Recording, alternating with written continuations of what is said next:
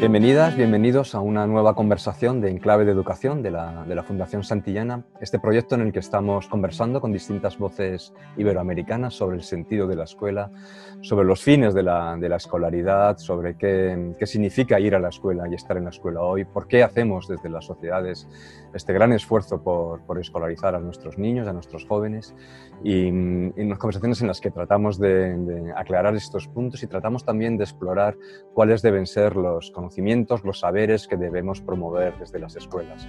Hoy tenemos una invitada de nuevo de lujo, nos acompaña desde Alemania, pero su lugar de origen es Colombia, y os dejo unos segundos para que veáis de quién se trata.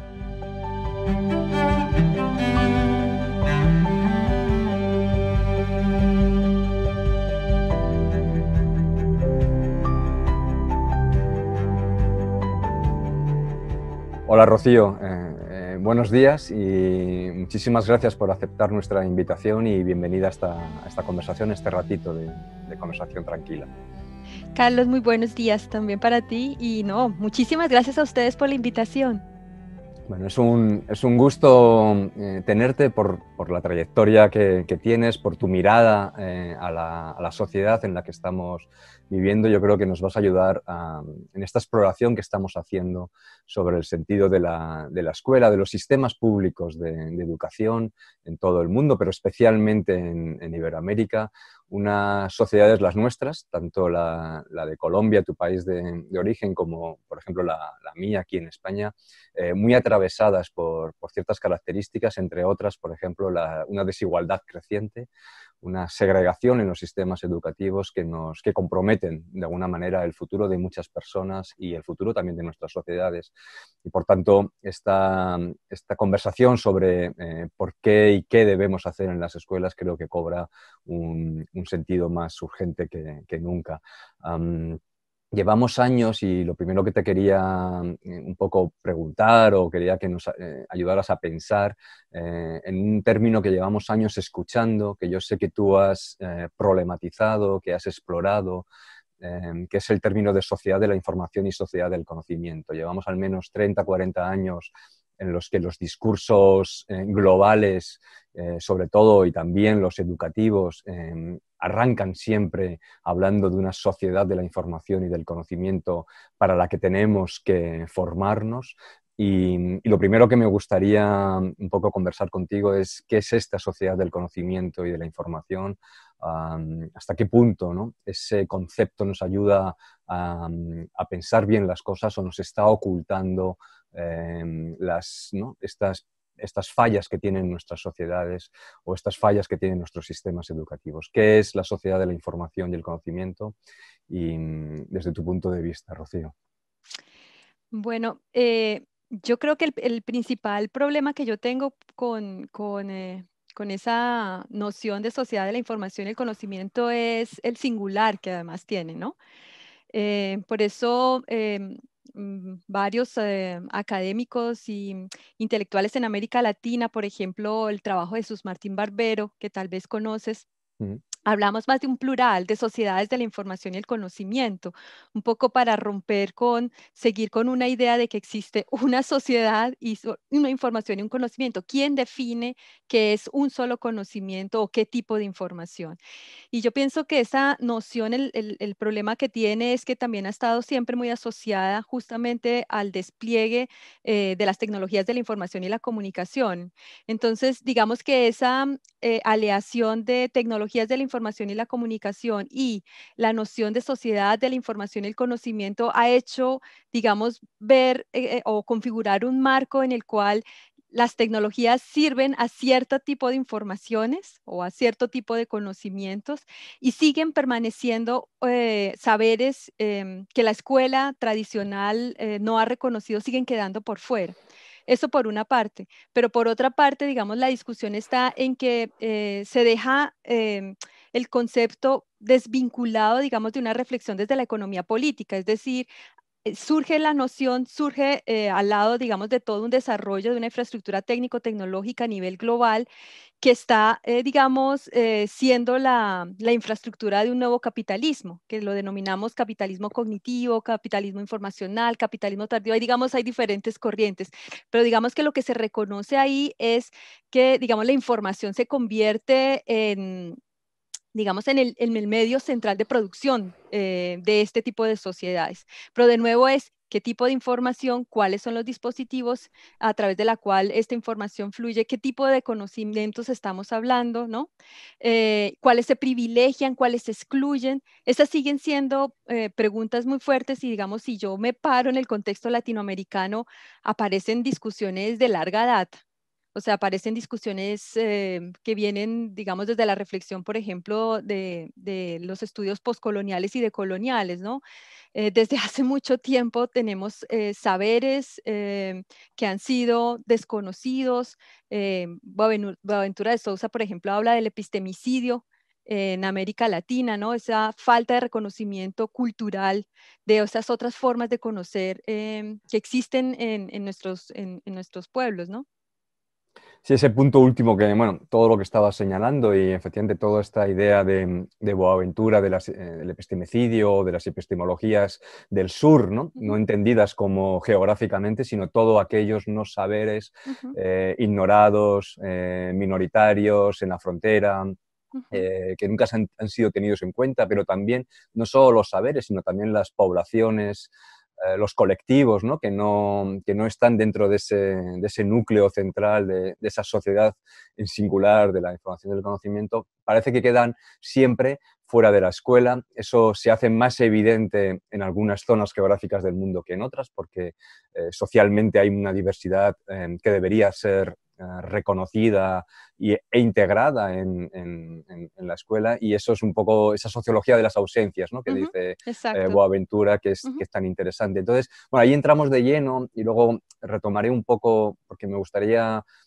tratar de tener, siempre es difícil, ¿no? Una definición tuya sobre el sentido de la escuela, pero antes ujú, de que estamos ahí, vamos a rondarla todo el rato, pero antes de meternos ahí, entramos de lleno en un tema central, entonces, que es el tema de qué saberes, y estoy utilizando a propósito el tema saberes y no conocimientos o contenidos, qué saberes deberíamos promover en las escuelas, ¿eh? Si esos saberes son saberes iguales para todos, y cómo podemos, de alguna manera, confrontar esa dualidad que hay entre la necesidad de unos saberes comunes, esta idea de Hannah Arendt de preservar el mundo común, que es un mundo en el sentido de una humanidad común y unas tradiciones comunes, pero al mismo tiempo ser capaces y sensibles de introducir en las escuelas también los saberes locales, insisto, ignorados, indígenas, femeninos, es decir, otras maneras de acercarse al conocimiento. ¿Cómo hacemos eso? Si es que se puede hacer, cómo se está haciendo desde tu punto de vista en las escuelas, ¿no? En las escuelas de tu país, en las escuelas de otras partes del mundo. Sí, yo pienso que, que es un asunto que no es fácil porque Eh, por supuesto que en nuestros países tenemos las líneas directivas que están definidas por la política educativa. Los maestros están siempre, digamos, bajo la presión de que hay que seguir el currículo, los planes y tal, ¿no? Entonces, por una parte está esta presión que exige terminar un programa, terminar los currículos. Por otro lado, claro que ya hay algunas experiencias, digamos, por ejemplo, en Colombia, lo que ha sido el movimiento de la educación propia, de la educación intercultural, que están intentando, digamos, recuperar, por ejemplo, las lenguas indígenas, recuperar saberes, tradiciones indígenas y vincularlos a, digamos, a la escuela. El asunto es que yo veo problemático también algunas propuestas en el sentido en que por ejemplo, una primera fase de lo que fue la educación intercultural se pensó digamos, darles la autonomía a los pueblos indígenas para que ellos aprendan la lengua, para que ellos sigan aprendiendo su cultura y más o menos que no se pierda, pero no llega a las escuelas de las ciudades, ¿no? Entonces nosotros en las escuelas en las ciudades seguimos teniendo como segunda lengua el inglés o el francés, pero nosotros desconocemos nuestras lenguas indígenas, ¿no? Algunas universidades, la Universidad Nacional, la Universidad de Antioquia, por ejemplo, ya están intentando ofrecer, por ejemplo, que los estudiantes cuando se presentan y deben mostrar una segunda lengua, que también se les acepte que pueden hablar la lengua nasa, por ejemplo, que es una lengua de los indígenas nuestros del Cauca. Pero es un proceso súper lento porque de todas maneras está la tensión de necesitamos formar sujetos que sean sujetos ciudadanos del mundo y por lo tanto sean capaces, ¿cierto?, de hablar con el mundo a nivel global, pero por otro lado tenemos el reto de hacer ese reconocimiento de esos saberes que han quedado por fuera. Entonces yo pienso que, digamos, no se trataría de dejar esos saberes solo para esas comunidades o para esos pueblos originarios para que no se pierdan, que creo que ha sido un primer paso, entre paréntesis, para que te hagas una idea. En Colombia, solo a partir de 1991 asumimos que nuestros indígenas eran ciudadanos colombianos. Es vergonzoso. Así que te imaginarás, no eran antes ciudadanos, ¿no? A partir de la nueva constitución de 1991 asumimos que son nuevos ciudadanos y desde ahí, y gracias a toda la lucha del movimiento indígena, lograron, digamos, que se les reconozcan derechos, que tengan la posibilidad de ejercer sus propias formas organizativas, mantener su cultura, pero es súper lento la entrada al sistema, digamos, educativo formal. Súper lento. Hay algunas propuestas, como te decía ahí, conozco el trabajo de la Universidad de Antioquia, hay seminarios, por ejemplo, transversales donde los estudiantes pueden tomar clases y esos seminarios lo hacen lo que nosotros llamamos los mamos o los taitas, que son sabedores indígenas o chamanes indígenas. Los dictan también mujeres sabedoras, por ejemplo, las tejedoras que han hecho un trabajo tan bello sobre la violencia, tejiendo la violencia y la memoria del país. Entonces, digamos, es una posibilidad de tomar una asignatura transversal, pero es casi que como una electiva. Entonces, creo que sí, que son pasos que estamos dando, como de vincular. Antes es, por supuesto, antes era impensable tener maestros, sabedores indígenas en la institución universitaria, porque no tienen los títulos, ¿no? Ah, hay otra experiencia súper bella de mi colega Juliana Flores en la Universidad Javeriana en Bogotá. En el doctorado en Ciencias Sociales tuvieron un semestre en el que invitaron sabedores indígenas, invitaron también gente de las comunidades afrocolombianas y ellos eran los maestros. Y fue tremendamente interesante porque los mismos estudiantes se preguntaban si esos eran seminarios realmente obligatorios o si los podían tomar como si fueran electivas. Fue un proceso muy fuerte de discusión con nuestras propias ideas sobre quién es mi maestro, quién es un profesor de doctorado, alguien que tiene el título y si lo tiene de afuera muchísimo mejor, ¿no? Eso fue muy interesante ese trabajo y ese trabajo tiene resonancias con lo que hace Jorge Caravaggio en Brasil. Ellos sí tienen todo un programa a nivel nacional donde diferentes universidades trabajan en una red de sabedores. Tienen un trabajo bellísimo donde los estudiantes pueden hacer pasantías en diferentes universidades y con diferentes, digamos, personas o colectivos, movimientos sociales también están muy vinculados a la universidad. Digamos que esos son pasos mucho más fuertes. Lo que yo veo que está pasando en algunas universidades en Colombia son unos primeros pasos, pero todavía no tienen ese despliegue tan fuerte a nivel nacional como esa experiencia de José Caraballo en el Brasil. Pero digamos que ahí creo que tenemos como un reto doble en el sentido en que por una parte están estos saberes que por supuesto estamos en deuda de reconocer, pero por otra parte eso no significa, y digamos que ese es mi posicionamiento frente a algunas discusiones de coloniales, eso no significa que desechemos la cultura universal que hemos construido. Eso significa para mí, no significa para mí que entonces solamente es importante reconocer estos saberes. Yo creo que no, yo creo que tenemos que pensar justamente en esa idea de ciudadanos del mundo necesitamos que nuestros indígenas, y nuestros indígenas ya nos lo han mostrado, en una investigación que hice en el 2010, 2013, con los indígenas NASA, tienen un currículo, Carlos, precioso. El currículo que tienen en la escuela de esta comunidad indígena NASA, los estudiantes aprenden NASA, aprenden español y aprenden inglés. Tienen un portal web donde suben videos en YouTube, hacen todo lo que se llama producción de medios alternativos, entonces tienen prensa, tienen corresponsales en Alemania, en Francia, en Canadá, que les ayudan a hacer traducciones y están conectados con movimientos indígenas en diferentes lugares del mundo. Mientras en esa época nuestro currículo en informática era más o menos lo que nos dice Microsoft que tenemos que enseñar en las instituciones escolares, entonces las herramientas Office. Para mí es de verdad un contraste muy fuerte, ¿no? Porque creo que también podríamos aprenderlo lo que ellos están haciendo con su comunidad indígena, ¿no? Esto último me recordaba un poco a este último libro de Bruno Latour, Ujú, en el que de alguna manera dice que necesitamos globalización, pero una globalización, como dice él, más, ¿no? No una globalización que nos restrinja a una sola manera de exacto. pensar Ujú, lo común, lo global, sino de alguna manera una globalización que sea capaz de incorporar dentro de una idea de ciudadanos del mundo, incorporar también lo particular, lo local, lo diferente.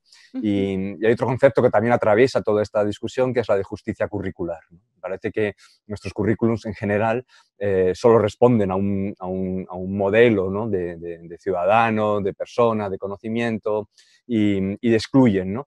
Pero no solo excluyen, y ahora quiero que te pongas desde donde estás, ¿no? Que estás en un país europeo, digamos, estás en el centro de Europa, y ahí también se da el hecho, igual que ocurre en España, no solo de que tenemos poblaciones con saberes marginados que no se incorporan en la escuela y por tanto que esas personas les cuesta mucho dar sentido a lo escolar y a las maneras de hacer de lo escolar. No solamente ocurre eso en una menor dimensión que en Brasil, que en Colombia, que en Ecuador, sino que también, de alguna manera, y tú has estudiado mucho, los jóvenes tampoco encuentran sentido a mucho de lo que queremos ofertarles en las escuelas, porque de alguna manera ni las maneras de acercarse al conocimiento, ni las maneras de producir conocimiento, ni de relacionarse con ese conocimiento, ni de relacionarse entre ellos, y aquí estoy apelando a tu conocimiento sobre el impacto de las tecnologías en las subjetividades, en la formación de las personas, la escuela de alguna manera no está siendo capaz tampoco de responder a estas nuevas subjetividades o a estas nuevas formas de relación o de interacción de muchos jóvenes. Y de ahí también tendríamos de alguna manera un sinsentido. Es decir, entonces ahí te quería preguntar desde Alemania, ¿no? Desde el centro de la Europa blanca, ¿no? Casi de hombres, ¿no? ¿Qué problemas identificas tú en este mismo sentido que están afectando al sentido de la escuela o que están haciendo que la escuela tenga poco sentido para muchos jóvenes también europeos, ¿no? Porque no hablan, o la escuela parece que deja de lado temas que son de interés y centrales en su propia formación como personas. Entonces, ¿hasta qué punto ves tú esto también en países como, estoy diciendo, como Alemania, en el que tú estás viviendo en estos momentos? sí, la verdad es que para mí ha sido un poco sorprendente mi experiencia aquí en Alemania en el sentido en que eh, yo sí tenía como la expectativa de encontrar como mucha más apertura, como mucha más, sí, yo creo que la palabra es como yo no me imaginé encontrar una Alemania tan tradicional en la educación, ¿no? Aquí, por ejemplo, en la Facultad de Pedagogía, es posible, bueno, estamos hablando de esta ciudad, ¿no? Estoy en Tübingen, no sé si, por ejemplo, en Berlín, digamos, sea diferente, pero aquí en la Universidad de Tübingen y, bueno, y de algunas universidades que aquí conozco en el sur, las facultades de educación son súper tradicionales en términos de los planes de estudios, en términos de las temáticas que se están trabajando. Muy poco reconocimiento digamos, a la tradición, por ejemplo, latinoamericana, se conoce a Freire y se trabaja muy rapidito y sale. Ahora por el aniversario de su muerte el año entrante se van a hacer algunas cosas y que de hecho es interesante, lo estamos moviendo desde ONGs que están empezando a establecer el diálogo con las universidades. Pero en general yo siento que en muchos jóvenes aquí, por lo menos los que he tenido como estudiantes, un poco esa desilusión en el sentido en que la universidad no les ofrece como ese espacio para encontrar sentido a proyectos de vida. Esto efectivamente lo siento también en los jóvenes aquí.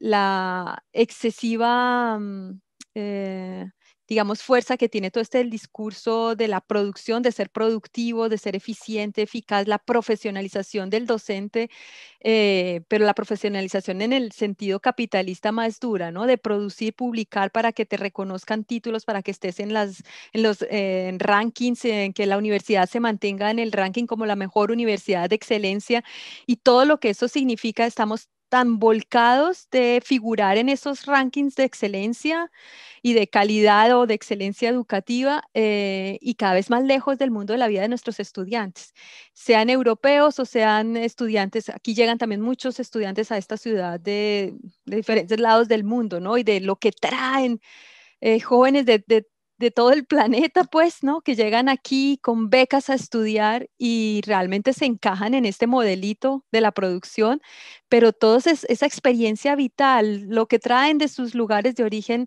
eso se queda por fuera, ¿no? Y me preguntabas al inicio respecto a las tecnologías, eso ni hablar.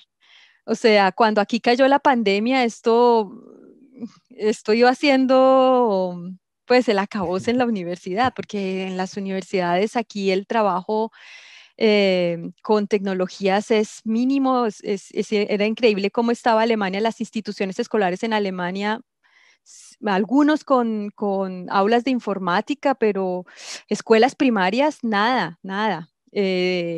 Lo que nosotros veníamos haciendo, por ejemplo, en Colombia desde el 2000, que hicimos ese trabajo mirando en instituciones escolares, nosotros ya teníamos la red. Tú sabes, en América Latina hemos tenido montones de planes, el plan Ceibal, bueno, Ajá. computadores para dedicar. Eso lo tenemos ya hace 20 años. Aquí no ha existido, digamos, como esta política porque se supone que los chicos en sus casas tienen las condiciones, ¿no? Pero tampoco es porque no ha entrado la reflexión y la formación en medios y tecnologías en la escuela. Estamos aquí con maestros que no tienen ni idea de cómo usarlos, ni para qué, ni qué pasa.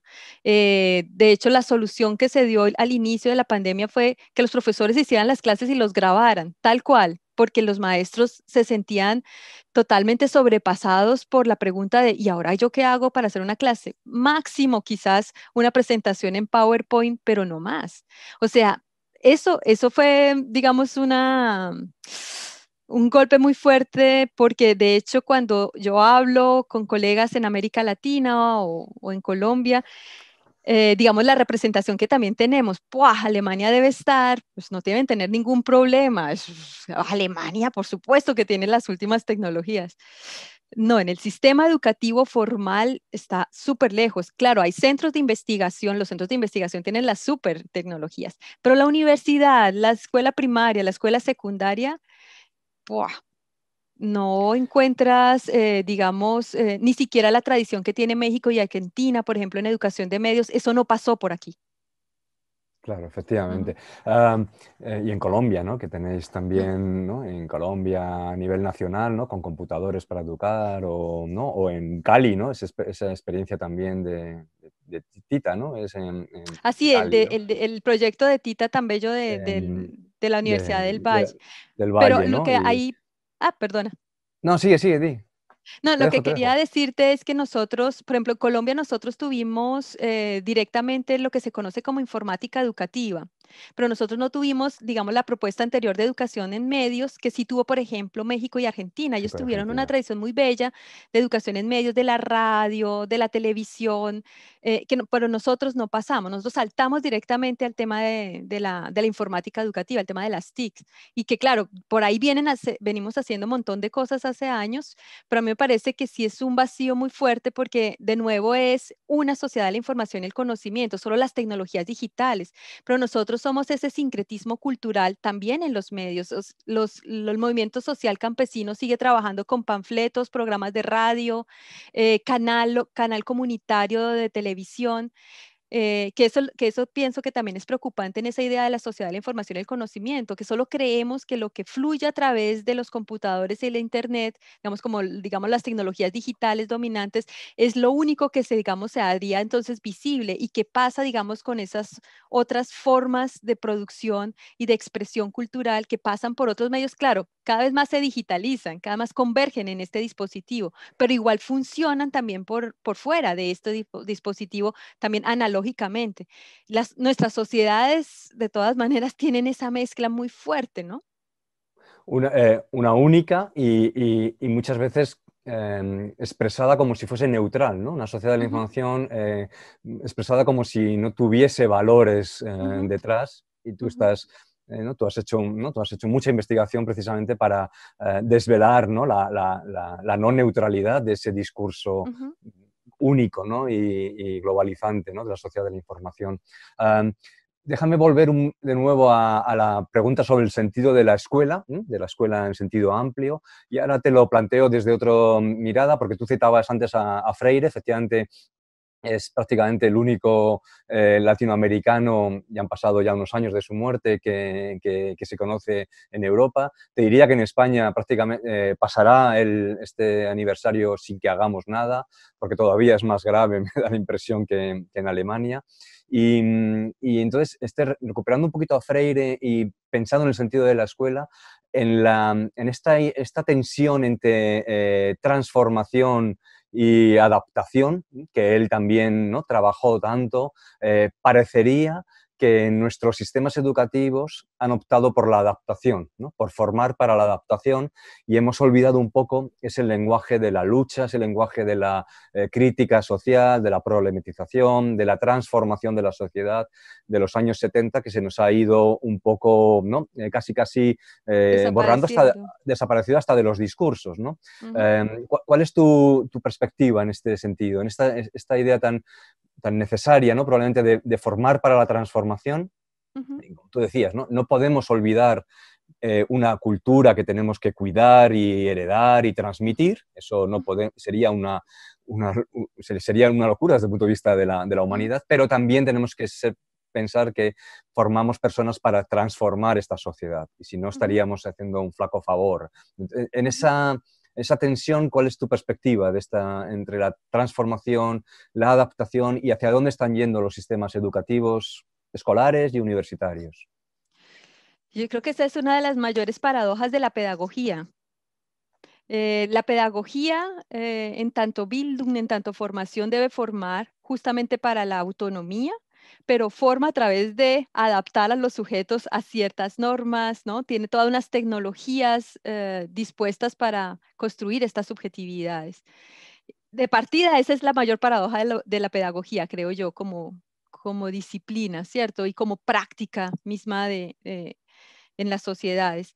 Pero yo sí creo que justamente tú me preguntabas ahora, como qué reflexiones me estoy haciendo ahora, y de hecho aquí que en mi trabajo en Alemania, ahí yo no sé si conoces esa noción del aprendizaje global, yo no sé qué tanto haya llegado, por ejemplo, a España.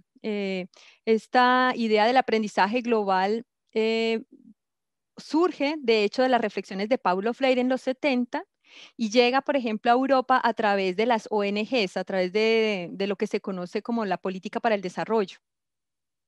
Digamos que todas estas ONGs incorporan en la reflexión de Freire y, digamos, realizan una serie de proyectos con América Latina y África, proyectos educativos, digamos, con la idea de buscar que estos países del tercer mundo, digamos, logren, digamos, las metas, las condiciones del primer mundo. Digamos, ahí hemos pasado por una serie de discusiones que en medio de muy buena voluntad realmente se reproduce el mismo modelo de nosotros decidimos qué es lo bueno, qué es el desarrollo, qué es el progreso y ustedes vienen, ¿no? a ser parte de esta forma de la humanidad.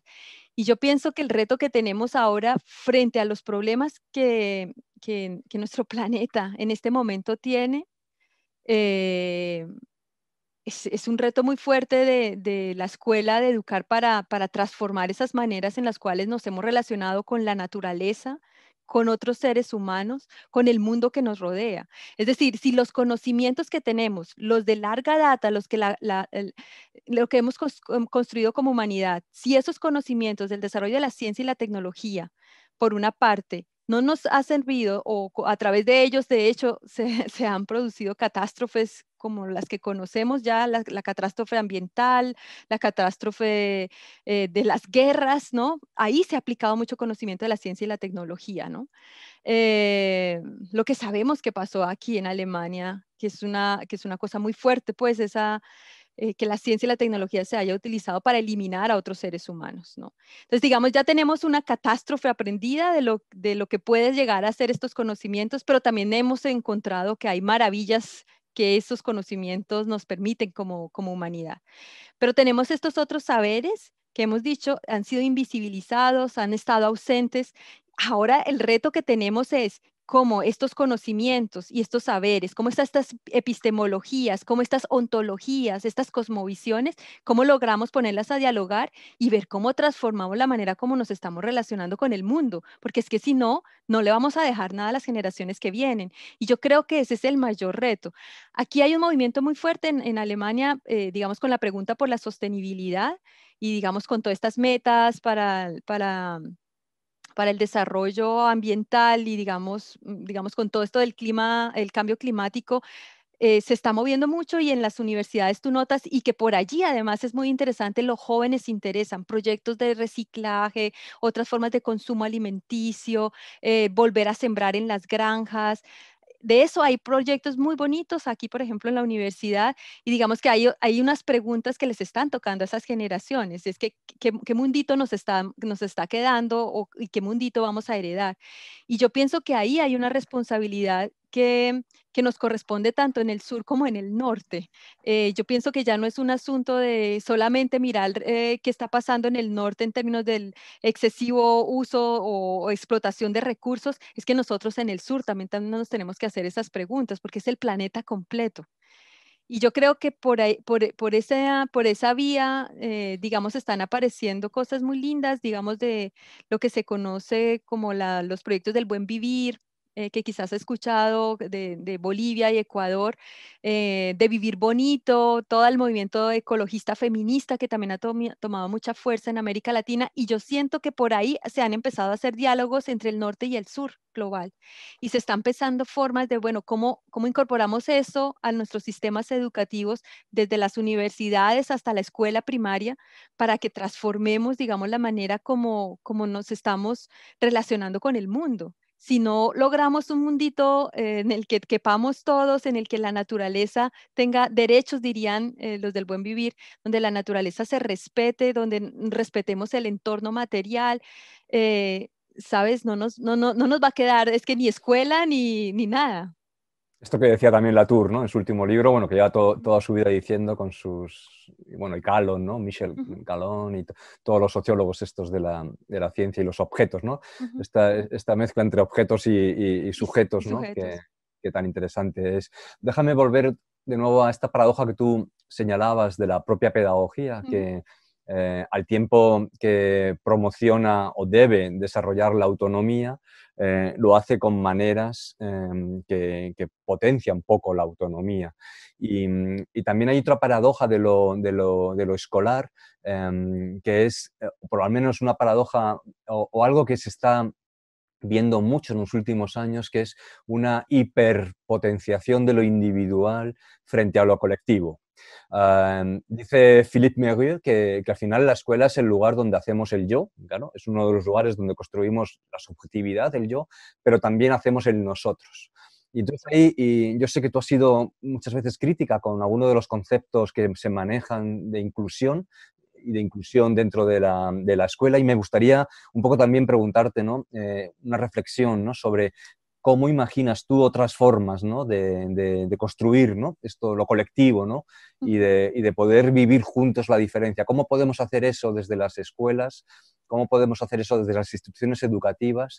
Precisamente para contrarrestar de alguna manera este mundo hiperindividualizado en el que está, en el que parece que nos está llevando, ¿no? El discurso excesivamente neoliberal ujú, en el que estamos moviendo. ¿Cómo hacemos desde las escuelas para construir mejor lo colectivo y como tú alguna vez has dicho, ¿no? Vivir mejor juntos las diferencias, ¿no? Que ujú, tenemos, que son ujú, tan importantes? ujú. Y yo creo que tocas uno de los puntos más álgidos, creo. Ese punto de la extrema individualización. Y creo que ese es el problema, además, que acompaña a la noción también de sociedad de información y el conocimiento y al general al uso de los computadores en la educación, que las tecnologías nos llegan para ofrecernos esa individualización, que por una parte, por supuesto, reconocen los tiempos de aprendizaje, las formas singulares que cada quien tiene para aprender, pero de otro lado, cada vez nos lleva, digamos, bajo esta lógica capitalista a que cada quien sálvese como pueda, ¿no? Cada quien haga lo suyo, logre el éxito, logre tenerlo mejor, consuma más, pero cada uno por su lado, ¿no? Y efectivamente yo siento que de los retos más importantes que tenemos es volver a esas formas del construir colaborativamente, cooperativamente, que nos permitan, digamos, fortalecer ese lazo social, que es el que vemos cada vez más roto en nuestras sociedades. Y dependiendo cada historia, por ejemplo, nuestra historia de guerra en Colombia, de violencia, ha roto demasiado nuestro tejido social, ¿no? Entonces tenemos esas heridas de larga data eh, por todo el conflicto social por una parte y de otro, digamos, toda esta lógica del mercado y de, digamos, de la sociedad neoliberal tan fuerte, es una mezcla horrorosa, pienso, en sociedades como las nuestras. Yo he visto, digamos, como experiencias lindas que vienen, como te digo, de las comunidades indígenas, del movimiento social, por ejemplo, los movimientos sociales. Hay, en este momento, justamente, hay un trabajo bonito que está haciendo un colega sobre el movimiento campesino y los movimientos sociales y las formas de construcción de lo colectivo. Y él termina, digamos, haciendo una reflexión sobre eso que implica para la educación y la comunicación, porque, digamos, lo que la apuesta allí es como encontrar esas maneras en las cuales digamos, rompamos ese modelo emisor-receptor que también ha estado muy fuerte en la escuela, el modelo comunicativo de unidireccional, y pasar a estas formas más complejas de la producción del saber. Ahí creo que hay una experiencia acumulada en estos movimientos que han logrado sostenerse en tanto tiempo, pero también hay otra experiencia que viene desde el mundo de la cultura digital. O sea, creo que hay estas experiencias ancestrales por una parte, pero la cultura digital también nos viene mostrando cosas. Por ejemplo, lo que ha descrito Pisitelli o Cristóbal Cobo, por ejemplo, de esas prácticas colaborativas de la cultura digital. Yo veo por ahí posibilidades y además es el modo también de entrar al mundo de la vida de los jóvenes, por donde ellos se sienten tocados, por donde ellos además experimentan socializarse a través de redes sociales, a través de programas que les permiten compartir conjuntamente. Los mismos videojuegos, las comunidades de videojuegos tienen unos principios de aprendizaje muy interesantes, donde incluso esa idea que tenemos del videojuego solo placer entraría en cuestión. Se sabe que para ser buen videojugador hay que repetir muchas veces, hay que mirar muy bien cómo juegan otros y ver cuáles son las estrategias que utilizan, pero hay también que saber jugar en equipo Y saber jugar en equipo significa saber asumir un rol y saber en qué momento el otro me necesita mi saber para que ganemos o logremos una meta, el videojuego que sea. O sea, hay toda una serie de saberes que están por ahí, que se están construyendo desde la cultura digital, que también me parecen muy interesantes porque pasan por esa idea de democratizar esa sociedad de la información y el conocimiento, ese espíritu de los 70, de los hippies que desarrollaron la Internet, que era totalmente opuesto de, digamos, la Internet que surge de los militares y de la investigación científica y tecnológica. Este movimiento hippie que se piensa otra sociedad, que se piensa cómo democratizar la información por fin, se ha traducido en un montón de experiencias, por ejemplo, de cultura digital que creo que podríamos integrar también a la escuela, ¿no? El movimiento peer-to-peer, hagámoslo juntos, ¿no? No el do it yourself, sino do it together. Por ahí están pasando cosas muy interesantes que incluso reapropian formas de la minga. Hemos visto en Colombia, por ejemplo, jóvenes que reapropian elementos de la minga tradicional indígena y tratan de pensar eso cómo se hace en la cultura digital para producir cosas conjuntamente. Eso me parece que son vías tremendamente sugerentes y posibles para vincular en la escuela. Sin embargo, ahora me viene a la cabeza pues eso, una conversación entre Freire, una mítica, ¿no? Muy Ujú. conocida, entre Freire y Papert, ¿no? Sí, Uno de sí.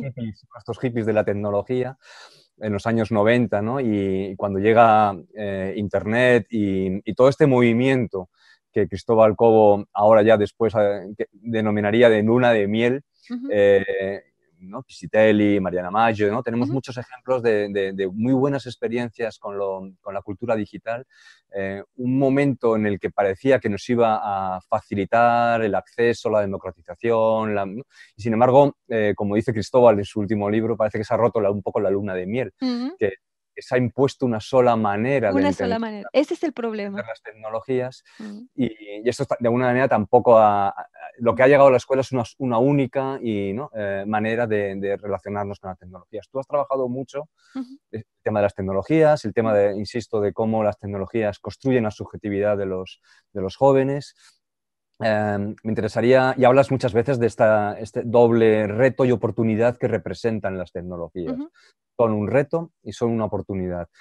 ¿Por qué son un reto desde tu punto de vista? Y bueno, ya un poco has explicado dónde ves, ¿no? Las oportunidades, ¿no? Pero ujú. si puedes un poco desarrollar eso en el ámbito de los más jóvenes, en el ámbito también esto de lo escolar, tecnologías como reto y como oportunidad. ¿Por qué? Sí, realmente ahí digamos, como la imagen que yo traigo es la del efecto fármaco de Platón, De Platón. de que son remedio y veneno las tecnologías. Y por una parte me parece interesante, digamos, esa referencia que él hace a la escritura, que la En el escritura en su Fedro, ¿no? momento fue el remedio, ¿no? En el Fedro, ¿no? En el Es donde Fedro, lo...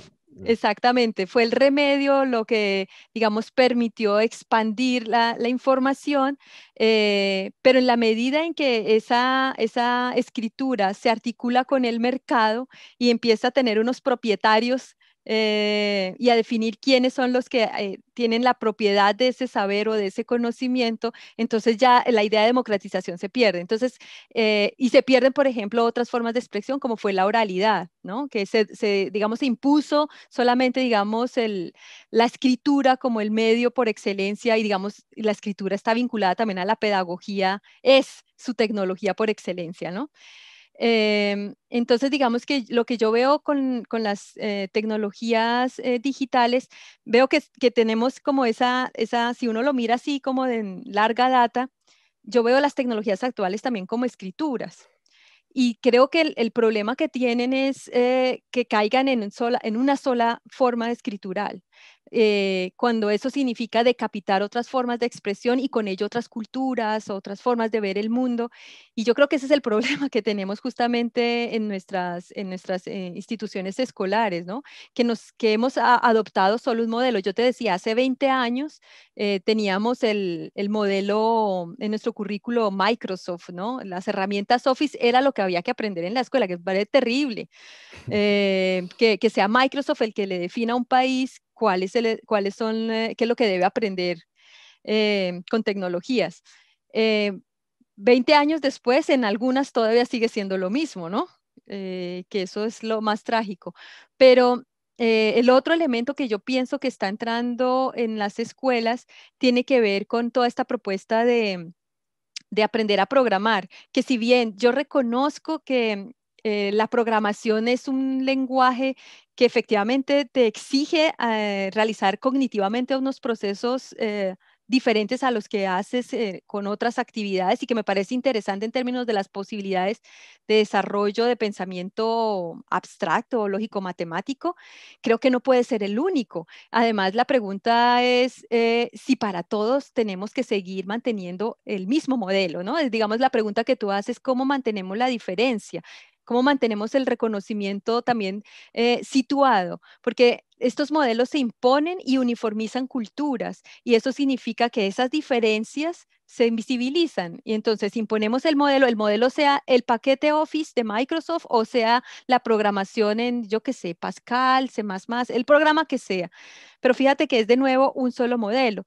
Y si uno se para, digamos de nuevamente en esa discusión de que las tecnologías no son neutrales, sino que están agenciando un poder, uno se preguntaría si yo me acuerdo si era Oppenheim el que hablaba de unos son los informatizados y otros los informalizados. ¿Quiénes son los que manejan estos paquetes de programación y que efectivamente van y trabajan en Yahoo, Google, no sé, en las grandes microempresas y los que están trabajando en los call centers, ¿no? Mano de obra barata para este, digamos, sistema económico dominante. Entonces, digamos que hace 20 años la discusión que hacíamos es que estábamos formando a nuestros niños para que fueran buenas secretarias y buenos secretarios, ¿no? O hicieran las tareas, digamos, que no están ni mejor remuneradas, ni son las más creativas. Para eso los estábamos formando con el discurso de la sociedad de la información y el conocimiento, ¿no? Y ahora lo que está, digamos, estamos viendo está entrando toda esta lógica de la programación, ¿no? De un modelo de programación, además, porque de hecho hay trabajos interesantes de si se puede programar en otra lengua que no sea el inglés o en este lenguaje matemático, los Embera. Sé que hay un proyecto en Colombia de los Embera, los indígenas Embera, mirando si pueden programar en lenguaje Embera que uno tendría que preguntarse también detrás de ese lenguaje que hay. Entonces, lo que yo vería ahí es, digamos, como la preocupación por cómo este único modelo, por ejemplo, el de la programación, decapita otras formas de creatividad u otras necesidades locales que se requieran en la escuela, porque seguimos pensando, es un modelo que le sirve a todas las escuelas, pero hay regiones que quizás no necesitan ni siquiera trabajar con estas tecnologías, porque de nuevo mi pregunta es, ¿qué es lo que necesitamos transformar? ¿Qué es lo que necesitamos? O sea, ¿qué le apostamos como sociedad? ¿Qué le apostamos como escuela? Queremos lograr sociedades más justas, más bellas, más equitativas. Entonces, preguntémonos, estas tecnologías, ¿cómo nos ayudan a resolver estos problemas que tenemos en nuestras sociedades y dónde están estas escuelas? ¿Qué es lo que resolvería ahí? Más este otro problema que te estoy diciendo de el problema de que hagamos que este planeta podamos vivir todavía, ¿no? Que no lo acabemos pronto. Entonces, digamos, yo, yo veo, yo veo ahí, digamos, el peligro. Tenemos las tecnologías que nos permiten, por supuesto, nos están abriendo mundos, pero de otro lado están cayendo digamos, en una sola perspectiva y de todas maneras bajo una lógica de mercado y de producción capitalista que sabemos es centrada en la individualización, en el consumo no crítico, ¿no? Que eso es como una bolita de nieve, ¿no? Esa individualización, superconsumo, seguimos acabando el planeta, sobreexplotando regiones, eh, es Nos toda una cadena, falta ¿no? nos falta discusión y vamos a ir terminando con esta última pregunta que te voy a, o esta última Ujú, idea que me gustaría lanzarte, ¿no? Nos falta seguramente más discusión sobre los fines ujú, de la educación. ujú, Dice Gerbiesta, ¿no? ujú, Que es casi vecino tuyo, está ahí un poco más ¿no? A la izquierda en Holanda, ujú. que hasta que no tengamos claro ¿no? Este filósofo de la educación, hasta que no tenemos claro qué queremos lograr con los esfuerzos educativos, si no tenemos claro eso, no podemos saber ni qué tenemos que aprender, ni cómo tenemos que hacerlo. Es Ujú. decir, que quedaría comprometida tanto la pedagogía, en tanto que una forma de acompañamiento, como el currículum en tanto que unos contenidos o unos saberes a desarrollar en la educación. Entonces nos falta un poco esa reflexión sobre los fines. Y a mí Ujú. me gustaría terminar esta conversación, que ha sido excelente y se me ha pasado rapidísimo, pero llevamos ya más de 40 minutos, lanzándote la pregunta que te hacía al principio, esta que hemos ido todo el rato rondando y que te decía que me gustaría que exploráramos, que es cuál es el sentido entonces de la educación. Específicamente, ¿cuál sería el sentido para ti de la escuela? ¿Para qué tenemos, como dice Biesta, por qué nos esforzamos tanto en mantener un sistema público de educación? ¿Cuál sería para ti el sentido o los sentidos, ¿no?, que tendría que tener esa educación pública? Y con eso, con esta idea del sentido de la escuela o de las escuelas o de la universidad, me gustaría terminar esta conversación. Vale, Carlos. Yo ahí creería que tendría que volver a retomar a nuestro Freire, ¿no? Y decir que yo creo que nosotros seguimos necesitando la escuela y la escuela pública, justamente por esto que está pasando, justamente por esta tendencia uniformizadora, por esta tendencia única para pensar el mundo, para pensar los saberes, para pensar los conocimientos, que desconoce, digamos, esa riqueza de diferencia que caracteriza a nuestra humanidad. Y en particular creo que en contextos de tan grande inequidad, desigualdad, injusticia social como el contexto colombiano, más que nunca necesitamos una escuela pública que asegure que las nuevas generaciones tengan las condiciones de partida, eh, las mejores condiciones de partida para poder ser estos ciudadanos del mundo. O sea, creo que más que nunca necesitamos ese espacio que les asegure esa entrada, que les asegure tener por lo menos un pedacito, ¿no? Si en las otras dimensiones del Estado que no se están resueltas, pero por lo menos esta, que nos asegure darles posibilidades de sueños de futuro, posibilidades de pensar alternativas, digamos, a un contexto en el cual han crecido montones de generaciones en inequidad e injusticia social. Y más que nunca, creo, la educación pública tiene ese reto muy fuerte, ¿no? Pienso en el Freire de si nuestra apuesta no es por los que han estado por fuera, por los invisibilizados, por los que no han tenido la voz, no han tenido la palabra, si esa no es nuestra apuesta educativa, no sé cuál es. Es el Freire de la esperanza, ¿no? La escuela Sí, como un espacio de esperanza. sí, Entiendo. Oye, muchísimas gracias, Rocío. Ha sido gracias a ti. un gusto conversar contigo. Nos ayudas a pensar un poquito más y a pensar juntos, ¿no?, que creo que es tan importante. Te agradecemos muchísimo y, bueno, despídete como consideres y de quien quieras. Gracias, Rocío. No, gracias Carlos a ti y al equipo, tan bello equipo de Santillana, por la invitación y por supuesto, como tú dices, el reto es pensar juntos y hacer cosas juntos para ver qué logramos, digamos, transformar de la educación. Bueno, un saludo. Que tengas Bueno, buen un día. saludo. Muchísimas gracias.